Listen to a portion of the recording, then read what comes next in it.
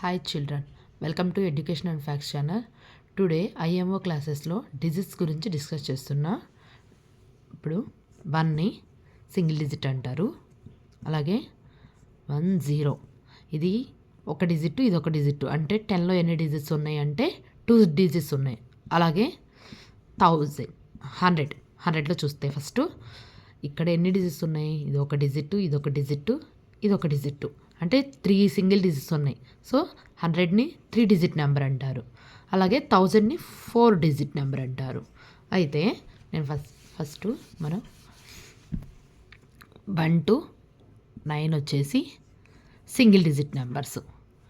అలాగే 10 దగ్గర నుంచి డబల్ డిజిట్ నెంబర్ స్టార్ట్ అవుద్ది. ఎక్కడి వరకు 99 వరకు డబల్ డిజిట్ నెంబరే. నెక్స్ట్ 99 తర్వాత ఏంటి 100 దగ్గర నుంచి 3 డిజిట్ నెంబర్ స్టార్ట్ అవుతుంది. ఎక్కడి వరకు 999 వరకు 3 కదా. దీని తర్వాత వచ్చే నెంబరు చూడండి, 9లో ఎన్ని 3 సింగిల్ డిజిట్స్ ఉన్నాయి. సో దీని తర్వాత వచ్చేది 1000 కదా. దీనిలో చూస్తే 4 డిజిట్ నెంబర్ స్టార్ట్ అవుతుంది. సో ఇక్కడ వరకే మన 3 డిజిట్ నెంబర్ ఎండ్ అవుతుంది. ఇలా మనకి స్టార్ట్ అయ్యేది సింగిల్ డిజిట్ నెంబర్ 1 దగ్గర, ఎండ్ అయ్యేది 9 దగ్గర.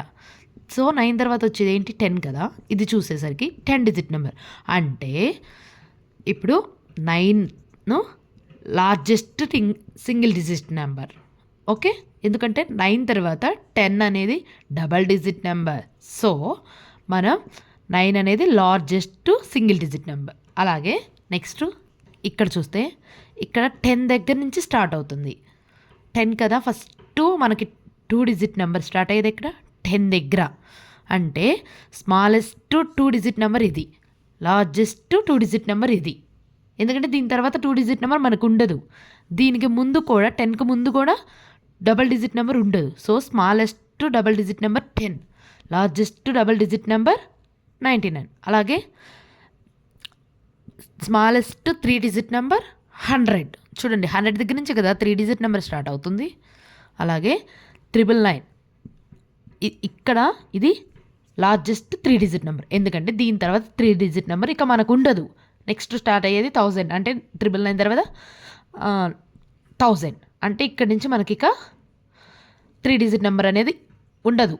సో ఇది 4 డిజిట్ నెంబర్లో స్టార్ట్ అయ్యేది. అంటే ఇది స్మాలెస్ట్ 4 డిజిట్ నెంబర్.